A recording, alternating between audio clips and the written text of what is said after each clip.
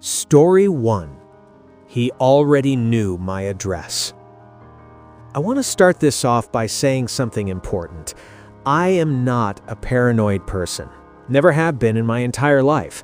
I'm the kind of guy who rolls his eyes at horror movies, tells his friends they're overreacting, and genuinely believes that most people in this world are decent. I say this because what I'm about to tell you is the kind of story that sounds like something you'd see in a movie. But it's not. It happened to me, and it changed the way I live my life permanently. I was 24 years old when this happened. I had just relocated to a completely different city for a new job opportunity, and while the job was going great, everything else about my life was pretty empty. My apartment was small and quiet. I didn't know anyone in the city. My weekends were spent alone, and the loneliness started creeping in, slowly at first, and then all at once.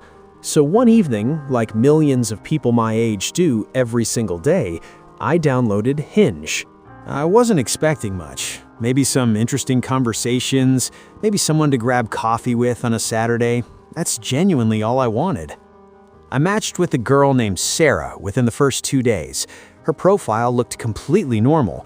Her pictures were pretty. She had this dry, effortless sense of humor in her bio that actually made me laugh out loud, which almost never happens.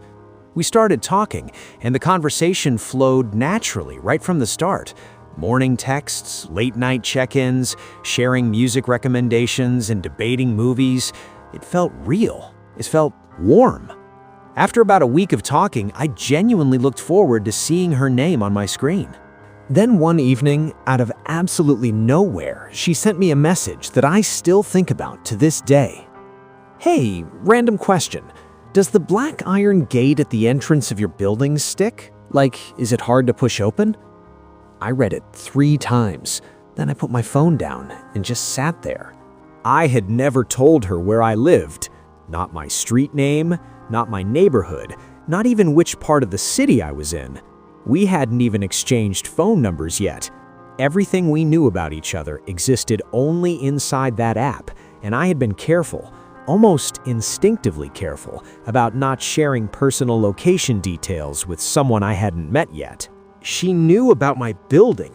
She described the gate, the specific black iron gate that I walked through every single morning on my way to work.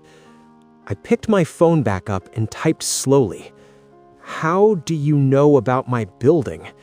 She went completely silent for 11 minutes. I sat there and watched the screen. No typing indicator, nothing. Then finally a response came through. Oh, sorry, lol. I think I mixed you up with someone else, haha. Mixed me up with someone else? And just happened to describe the exact entrance to my exact building in a city of millions of people? Every hair on my body stood up. I didn't respond. I took screenshots of everything, every single message from the beginning of our conversation, and then I blocked her and closed the app. I called my friend from back home immediately and told him everything. He went quiet for a moment and then told me very seriously to contact the police. I filed a report the next morning. The officer I spoke with took it seriously right away, which honestly frightened me even more because I was half expecting them to brush it off.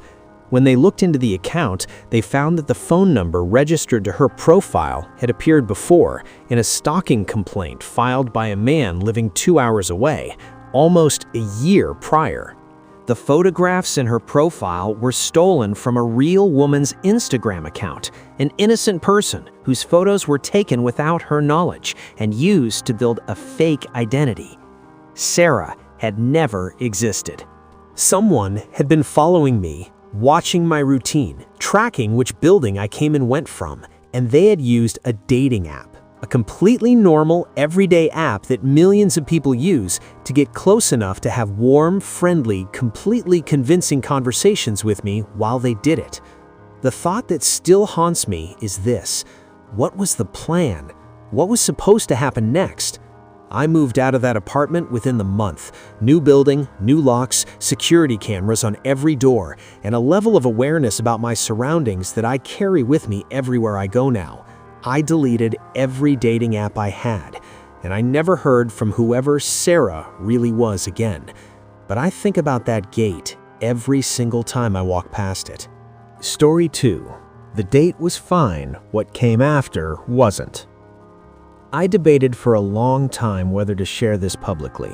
It's unsettling in a way that's hard to fully put into words, and even now, 2 years later, certain details still make my stomach turn. But I think people need to hear it, because the scariest part of this story isn't what happened during the date, it's what happened 3 days after. I was 26 and had been on Tinder on and off for about a year without anything particularly interesting happening. Then I matched with a guy named Daniel.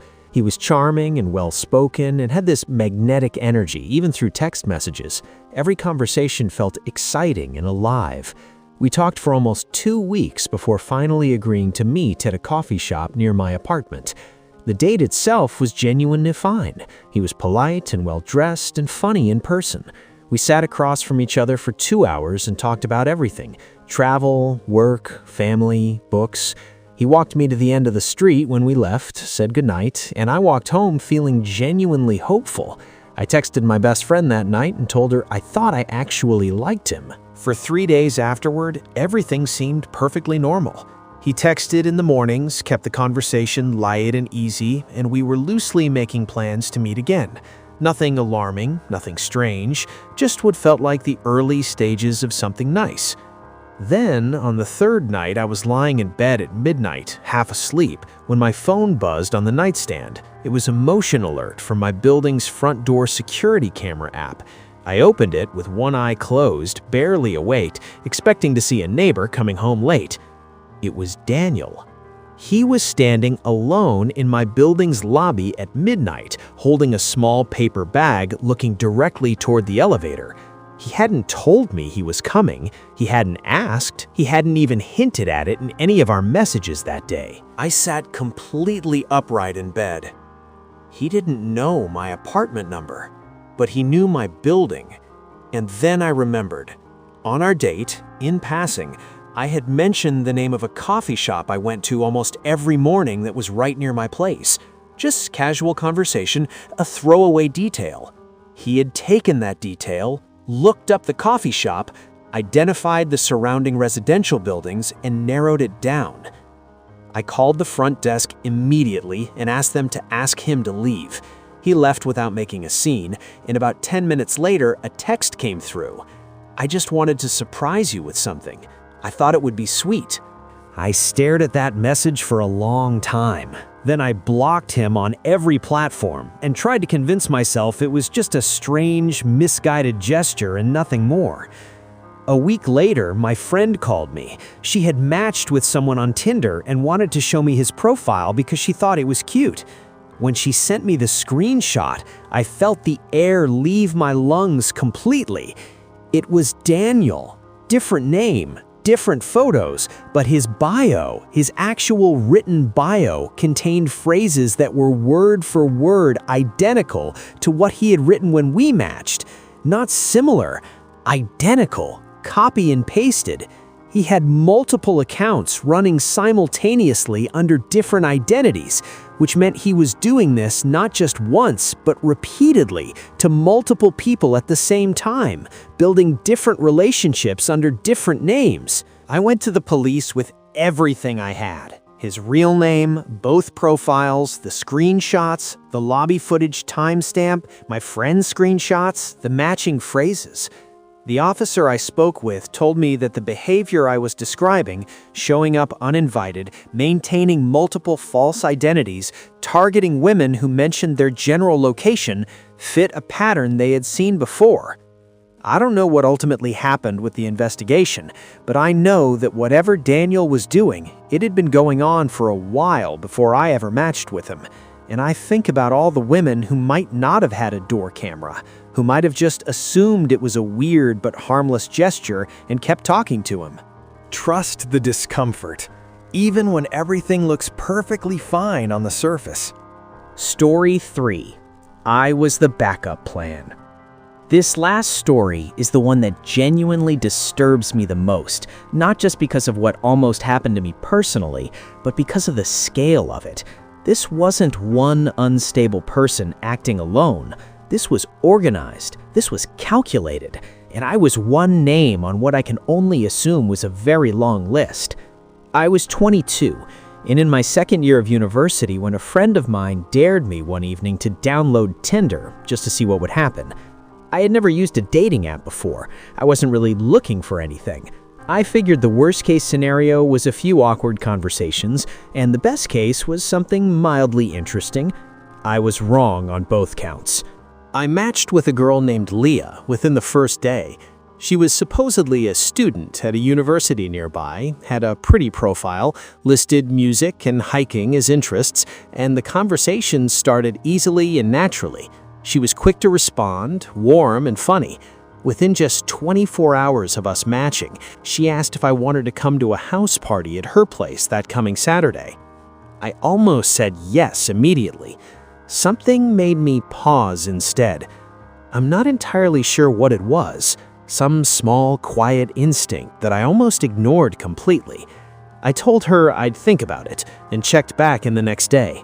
Before I could even bring it up, she messaged me first. "Hey, you coming Saturday? My friends are really excited to meet you." I kept the conversation going but started paying much closer attention. And once I started looking, the inconsistencies appeared quickly. She referenced a conversation we'd apparently had about my hometown, a conversation that had never taken place. She mentioned my schedule being busy this semester, when all I had ever told her was that I was in second year. Small things, easy to brush off individually, but they added up. I did a reverse image search on her profile photo. It came back linked to the Instagram account of a lifestyle blogger based in another country entirely. The real woman had thousands of followers and years of posts. Her photos had simply been stolen and used to build a fake person. Instead of confronting her or disappearing, I made a decision. I played along for one more day, carefully and deliberately, and I asked for the address of the party. She gave it to me without any hesitation. I didn't go, but I asked a friend who lived near that area to drive past the address and just tell me what he saw. He called me 8 minutes later. His voice was low and flat in a way that told me everything before he even said the words. It wasn't a house. It was an empty commercial building on a dead, unlit street. No signage, no activity, no lights visible from outside except a faint glow somewhere deep inside. And parked outside on the street were 2 cars, engines off, lights off, completely still. They were waiting for someone. They were waiting for me. I went to the police that same night with everything, the address, every screenshot of our conversation, the reverse image search results showing the stolen photos, the timeline of how quickly she had pushed toward getting me to that location. The officer who took my statement was quiet and focused in a way that made my chest tight. 3 days later, a different officer came to my home to take a follow-up statement. He told me that the building had been investigated. He told me they had been seeing similar reports, young people lured to fake addresses through dating apps by accounts using stolen photos, always pushing quickly toward an in-person meeting, always at night, always somewhere isolated. He didn't tell me everything they found inside that building, but he told me enough. I don't know how many people had already walked through that door before I almost did. I don't know how many names were on that list. I don't know if everyone who went to that party invitation made it home afterward. What I know is that one moment of hesitation, one small, quiet feeling of something isn't right here, is the only reason I'm here to tell this story at all. Your instincts exist for a reason. When they speak, please listen. Stay safe, verify who you're talking to, and never go anywhere alone without telling someone exactly where you're going.